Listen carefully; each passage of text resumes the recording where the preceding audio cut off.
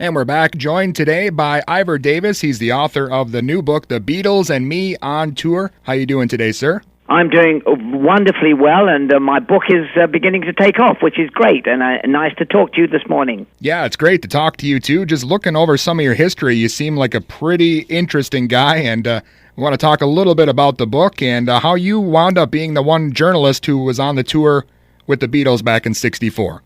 Well, it was pure, unadulterated luck. I mean, I was a correspondent in America, and my editor called me and said, there's a new group from Liverpool coming over to America in the summer of 1964. And he said, I want you to get right away in San Francisco, travel with them every step of the way, eat with them, sleep with them, drink with them. And also I want you to report for the newspaper, and we've hired George Harrison to write his impression tour, but you are going to have to be his ghostwriter. I said, well, it sounds like fun to me. I knew a little bit about the Beatles. I'd seen them on the Ed Sullivan Show. But other than that, I knew nothing. And it seems like when you see some of the, at least the concert footage from back in those days, everything just seemed to be kind of hysteria. Was that the case when you were with them on those shows? You know, Dustin, it was insane hysteria. You've got to remember that 90% of the audience were young women, young girls.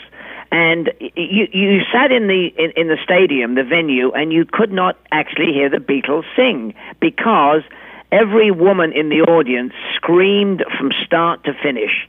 And I must tell you that it was hard on the ears, and sometimes it was hard on the body because these women decided to take jelly babies, jelly beans, and throw them at the Beatles. And most times they missed the Beatles and hit me. So I'm assuming a lot of crazy stuff going on. Was there a time, besides the jelly bean incident, that you actually feared for your life because of these crazy fans? Yes, there was, because for some reason, most of the girls, most of the audience wanted to touch a Beatle. And that meant when they left the arena, the stadium, after the show, they would kind of chase them out backstage to where we were sitting in limousines ready to disappear and vanish and escape. And what happened on one occasion, believe it or not, was the Beatles had escaped in an ambulance. That was a decoy, and I was stuck in the second limo, and suddenly these young women assumed I was a Beatle, and they started hammering on the windows and jumping on the roof. And I want to tell you, it was scary. And for a moment, what flashed in my mind was that my parents in England were going to get a call to say, son has been crushed to death by Beatle fans. So with these people so crazy to just get a glimpse of the Beatles, do you ever try to say, hey, I'm one of the Beatles? You know something? I decided that was not the case. I mean, they heard my English accent, and I want to tell you, a London accent is very different from a Liverpool accent. So there was a little bit of sacrifice and a little bit of savior there.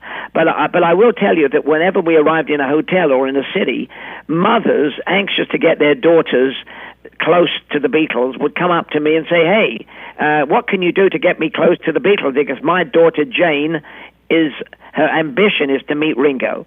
Well, I couldn't do it, but sometimes I helped and sometimes I couldn't help. Well, excellent. We'll just leave it at that then. Again, we're on the phone today with Ivor Davis, the author of The Beatles and Me on Tour. And, of course, crazy times on stage, but there was a lot of downtime, I'm sure, traveling from show to show. So can you kind of describe, what that was like, just hanging out in between shows?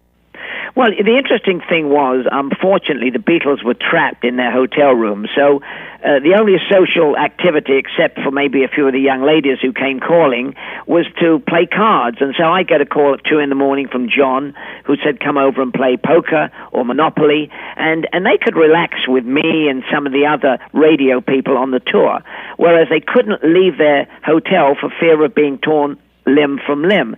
So we hung out with them. They relaxed. They complained a lot about the terrible sound systems.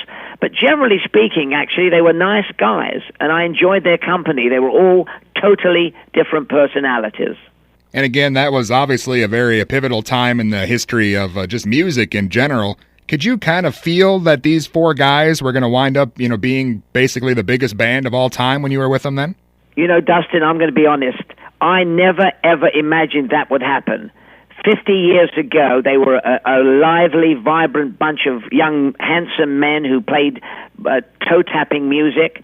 And none of us, ever imagined that half a century later they would be legends. In fact, when I said to Ringo at one time, well, you're earning good money, Ringo, what are you going to do with all your cash? And he said, I think I'll open a hairdressing salon. I mean, that was the extent of his ambition then. None of us imagined that they would turn into little gods of rock and roll, and we never thought then that rock and roll history was in the making. Although we knew they had something special, and the audiences found them so entertaining and warm and lovable, and it's just no. The answer is we never thought it would happen, but look at it now. Yeah, and on the flip side of that, could you sense any sort of hint of, animosity or clue that maybe these guys would be breaking up, only 6 years down the road? To be honest with you, no. I mean, what happened at times is when everybody is at close quarters, sort of poking fun at each other. I mean, Ringo was the new boy on the Beatle block. He'd come in because Pete Best, the drummer, had been fired. Ringo came in, and they they were inclined to sort of dig at him a bit and poke fun at him, but they only did it in close quarters. They never did it in front of media. And generally speaking, they wanted to entertain themselves, and it was very hard to do. So I would say these ideas of busting up several years later didn't really surface until several years later, when they actually got fed up with touring, because the casinos, wherever they played, just didn't have the sound systems. And they said to me, we're becoming exhibits, like a zoo animals. People come to see us, not to hear us. And that was the sad situation that led to the breakup. And again, we're here with Ivor Davis, the author of The Beatles and Me on Tour. This marks the 50-year anniversary of the 1964 U.S. tour. And I know that you have had a lot of other pretty fascinating things go on as far as your journalism career, but can you kind of tell us why you waited 50 years to release this book? Well, the strange thing is, Dustin, that whenever I had friends over for dinner and they saw a picture of me and the Beatles, which was hanging in the bathroom, they said, "Did you travel with the Beatles?" And I said, "Yeah." And they asked me about it. They kept quizzing me, and they were more interested than I was. So I suddenly realized after many years that this was quite an experience. And so finally, after being badgered by friends, I sat down and wrote the book. And the other thing is, when you're a newspaper man, and I was, you'd go on to the next big story, and you would not dwell on yesterday's news, yesterday's stories. So it took me a long time, 50 years, but I finally got round to it. So during that tour, were you keeping notes or a journal or something, or are you just kind of trying to remember this from your own memory? Well, luckily for me, I wrote over a period of 5 weeks. I wrote about 50 stories. I wrote all George's columns, and I was able to go back to the newspaper archives and refresh my memory with what I'd written. And at the same time, there are a handful of people around the world.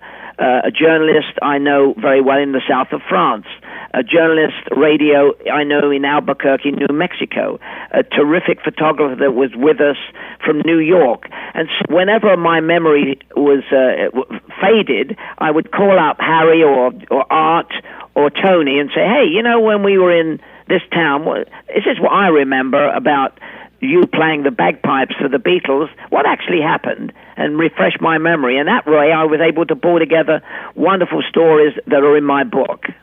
And of course, the nice thing about a band like the Beatles, 50 years later, 200 years later, people are still going to want to see this book and know this behind-the-scenes information. I hope so, because there's a lot of fun stories, a lot of stories that have never come out before. And, meeting Bob Dylan, which was always an incredible thing. And then in 1965, they were invited to meet another fairly well-known rock singer called Elvis Presley. So we all trooped along to Elvis's house, and it started off very slowly, but it finished as a kind of a jam session with Elvis and the Beatles playing. Nobody was there except us, and nobody took any pictures, but it was an historic time. So, wonderful stories with the Beatles meeting celebrities, hanging out, trying to live normally during a very abnormal period in their career. Yeah, definitely sounds like a great book. And one thing I'm interested in, I read that you're going to be doing sort of a Twitter campaign starting on August 18th, and you're going to be tweeting about the shows. as if they actually were occurring in real time. Yes, I am. It's going to be fun to do writing about me coming up to in real time, coming up to the great kickoff of their concert, and I'm going to write some funny stuff that I didn't put in the book. I had to keep it down, stories that nobody knows that I remember, and the sort of the Twitter. I'm getting into Twitter, and I always used to think. I didn't know what Twitter was, and I'm sure you do, of course, now, Dustin, but I want to tell you that back in the days when John Lennon was king, he didn't know what Twitter was. All he knew was what Twitter was what birds did. And so this is a whole new ball game, and I'm looking forward to writing more about the Beatles and revealing more about the Beatles. Yeah, sounds excellent. Again, Ivor Davis, author of The Beatles and Me on Tour. Can you tell the listeners where we can pick it up? Well, thank you for that, Dustin. You can find the book by going to www.ivordavisbeatles.com, and the book is called The Beatles and Me on Tour, and it's the first time that somebody who's been it from start to finish writes in great detail about the fun and games, the pranks, the sexual escapades, and all the other stuff that you're dying to hear about the Beatles. And I hope your listeners will get an opportunity and pick it up, either as an e-book or as a real book. Excellent. Again, thanks a lot, Ivor. I'm definitely looking forward to the book and hopefully some other upcoming projects down the road as well. You never know. And thank you for taking the time, Dustin. That was Ivor Davis, author of the book, The Beatles and Me on Tour, as we celebrate the 50-year anniversary of the 1964 U.S. tour. Again, you can find out more information at his website, ivordavisbeatles.com. That's IVOR, davisbeatles.com.